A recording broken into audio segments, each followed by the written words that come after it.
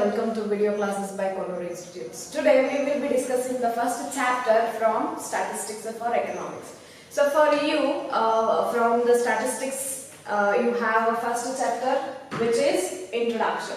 So in this chapter, you will be just talking about, or the NCERT wants to give a brief introduction about economics and also some of the basic terminologies which are used in economics, and also along with them they also want to give you all the introduction about the statistics, why it is necessary for you to understand or why it is necessary for you to study in economics, right? So first let's understand why we need economics. Okay, so that's the reason here I have written why economics. What comes to your mind when you hear this word economics? You have already studied this, right? Economics as a part of social studies in your school days, right? Wherein you will be studied how the Indian has come up with the economics, or how it has planned, what includes in the economics. So you might have studied all these GDPs in the national gross product, right? The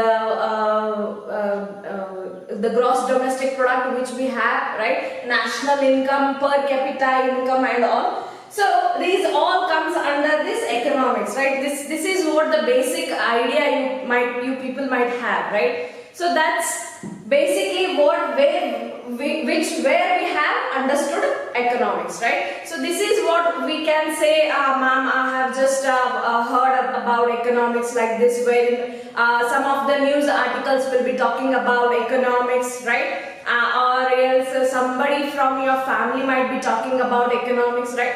So this is what the basic things which we have heard, right? But here now what they have given, let's understand that better, okay? So here is the definition which is given by Alfred Marshall, who is the founder of modern economics, okay? So what according to him is economics? So he defines it as the study of a man in the ordinary business of life.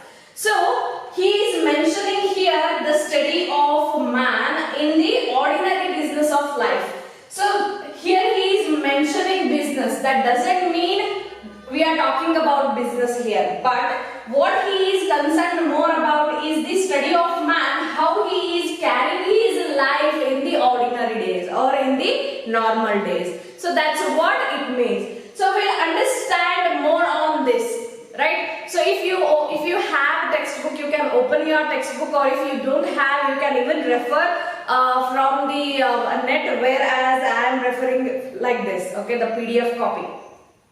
So they mention, let's understand what this means, okay? So we have different kinds of roles, different people will be playing, right? So we have something called as consumers, right? You know the meaning of consumer, why we call them as a consumer, or why, for what reason we call them as a consumers, right? So consumers are those people who are willing to satisfy their needs, right? So if I am a consumer, then I buy goods and services so that I have to satisfy my want, right? So that is also one meaning where it gives us a meaning of a consumer. If you are buying a gift for someone, if you are buying a gift for your brother or sister, then do we call them as a consumers? Yes, we call them as a consumers, because if you are not utilizing that particular product, but what you are doing, you are giving it to your sister or brother as a gift, but ultimately who is using that? They are using, right? So if you are not using, but they are using, then even for them we call them as a consumers. So even if you are consuming, or if you are purchasing it for your family or your friends, or you are giving it as a gift, then these all people comes under a consumer. So if they are consuming it, then we call them as a consumers. And next we have sellers. Sellers, the name itself is telling, someone who sells goods and services, right? So if how these consumers are getting these goods and services, they are getting these goods and services from the sellers, right? Once the sellers sell these goods and services, then the ultimate consumer can purchase from them, right? So the person who sells goods and services are called as sellers. And next we have something called as the producers. So why we call them as producers? Because they are producing goods and services, right? How this pen has come into my hands? It's nothing because somebody has to produce this, right? So one who produces goods and services are called as the producers. So when we have talked about sellers, producers and the consumer, what the producer does? He sells goods and services to those who acts as a middleman or a wholesalers, what we can call, and from them it reaches to the ultimate consumer through the retailer or maybe direct from the wholesaler or the agents. So one who consumes those goods and services to satisfy his wants or the needs, we call them as a consumer. So we have something called as an employee.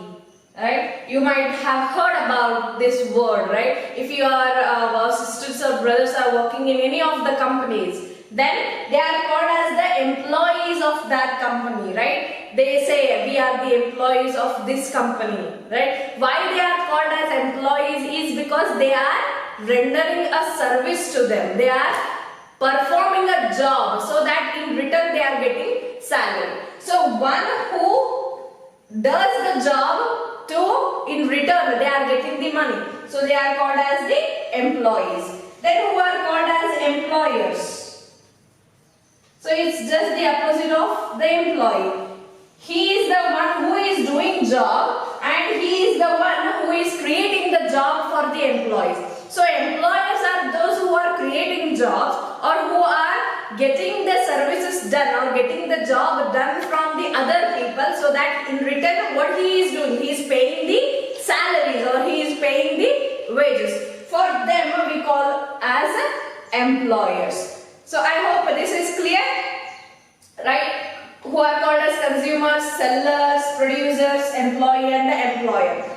So what these people are doing? Are they just carrying out the job? No, right? They are carrying out the job. For what reason they are earning their life? Why they are earning is because they want to lead their life, right? Is he just doing the selling thing? No, right? He is doing just because he wants to earn money so that he can satisfy his needs, right? So that's the reason what these all people are doing is they are doing the ordinary business in their life so that they can earn their living. That's what Alfred Marshall talks about, the study of man in the ordinary business of life. What these people, even though they are carrying out their roles, but what they are doing, they are earning, right? So why they are earning is because they are earning to lead their life. They want to satisfy needs and the wants. So that's the reason they have given these all the different kinds of the people. And next, when we are talking about the roles, right? We had talked about this. Those consumers, the producers, why they were carrying out business? Because they want to earn. Now, imagine, can you buy something for nothing? Is there any chance that you can buy something for nothing? Can I buy this pen without paying anything? Will the shopkeeper give me this pen? No, right? But there are some situations. For example, there are some lucky people, what we can say call. For example, the Aladdin, right? Wherein he used to rub that magical lamp and then the magician used to come out of that lamp, and then if the Aladdin wants to make a wish, or if he wants to wish to have a palace, or if he wish to have a vehicle, then that magician used to make them within a fraction of second, right, for Aladdin. So those are people who, wherein we call them as lucky. And even if there was some serials wherein we used to watch in our childhood days, like a Shakalaka Boom Boom, wherein that child had a pencil, right? He used to draw whatever he wants, and then automatically in the in no time those used to appear, right? So this is the situation wherein we can just imagine, right? Can this happen in our daily life? Can this happen in our real life? No, right? But if you compare Aladdin or the boy who was there in the pencil thing, he has one of the other unlimited wants, right? Once he used to draw pencils when he was in school days, and when he had got into some difficult situation and he wants to escape from something, then he used to draw those things wherein which help them to escape from something, right? So you can see that the chain, right? The chain of the needs. First he had chocolates, pencils and all. But here what we have to understand is a man or a person, if he has these unlimited wants, if you consider yourself, you can look back into your childhood days, you had those wants which are different from now. Before you used to satisfy your wants with the new pencil or the new rubber which your parents had bought for you. But now it has been changed. You want something more than that, right? So we have these unlimited wants, one after the one, which is keep coming and going, right? But we don't have that magical lamp or that magical pencil or that magical person called Sonpari and all who can create us, who can give us all these unlimited wants within the fraction of a second, right? But we have to get something to buy these things, right? So that's the reason unlimited wants. This is very important term when you are studying economics, okay? And next we have satisfaction of wants, okay? So when you have unlimited wants, what you have to do? You have to satisfy them, right? So how are you going to satisfy these unlimited wants? You have to buy something for, in return you have to pay, right? So you want money. Now, take an example.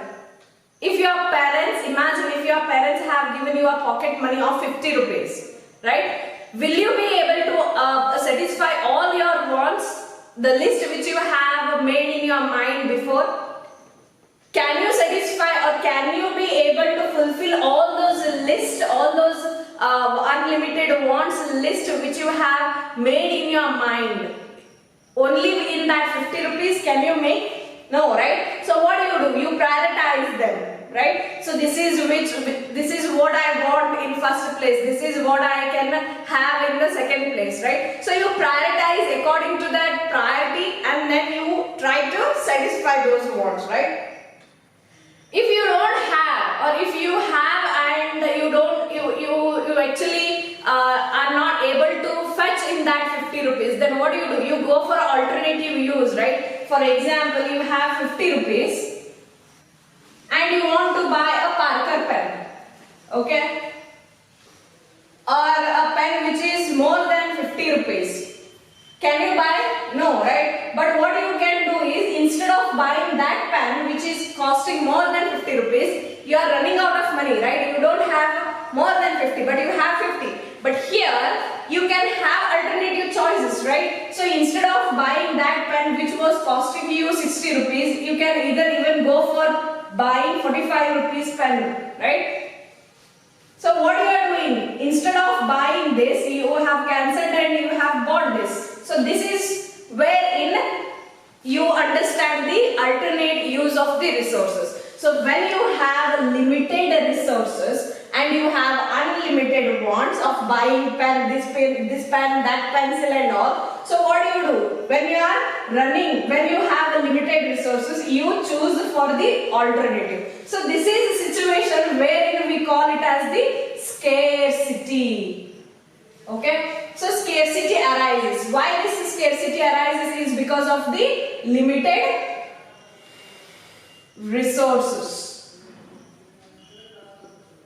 Okay, so scarcity is the thing wherein it is causing the problems of economic activities.